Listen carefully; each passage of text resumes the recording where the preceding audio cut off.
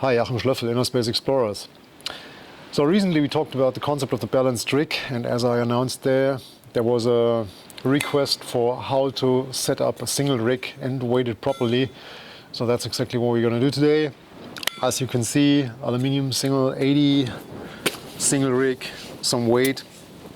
So as I indicated in the balanced rig video, it is important to not be overweighted. So you want to reach a point where you can be neutrally buoyant in 3 meters of water with an almost empty tank. And that's the setup that I usually dive when I dive in warm water, recreational 5mm suit. And so the rig, you probably also realize, I talked about it like a year before. It's from Helium Dive, and it's my favorite travel rig, super light.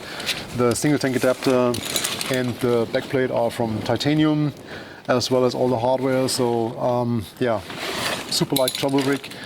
And obviously I need a bit of weight to compensate for that.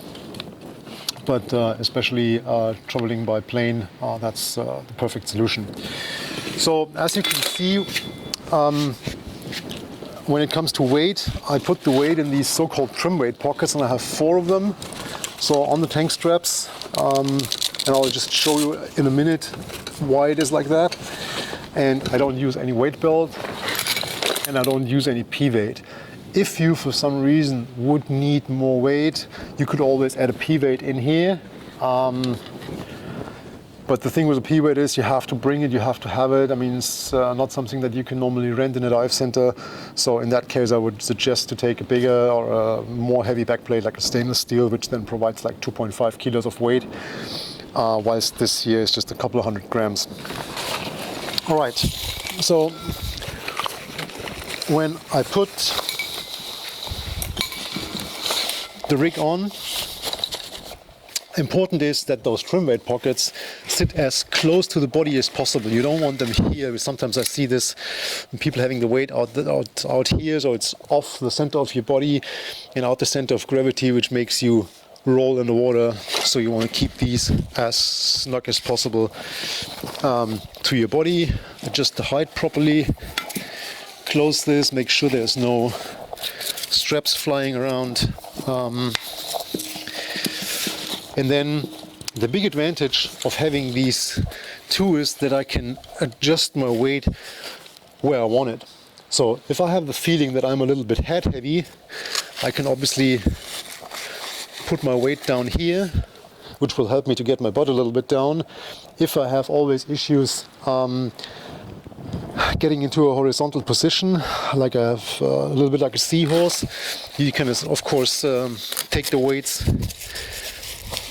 and bring them up here, and they help you maintain a good horizontal position. So theoretically you could add a total of 8 kilos. If you need 8 kilos, something's completely wrong on this rig. So try to avoid that. I mean, then instead, if I would need 8 kilos to make this balanced, I would see if I can get a heavier tank, like a steel 12 or something like that, with 14 kilos or something like that. So if I dive that rig, I don't use more than 2 kilos.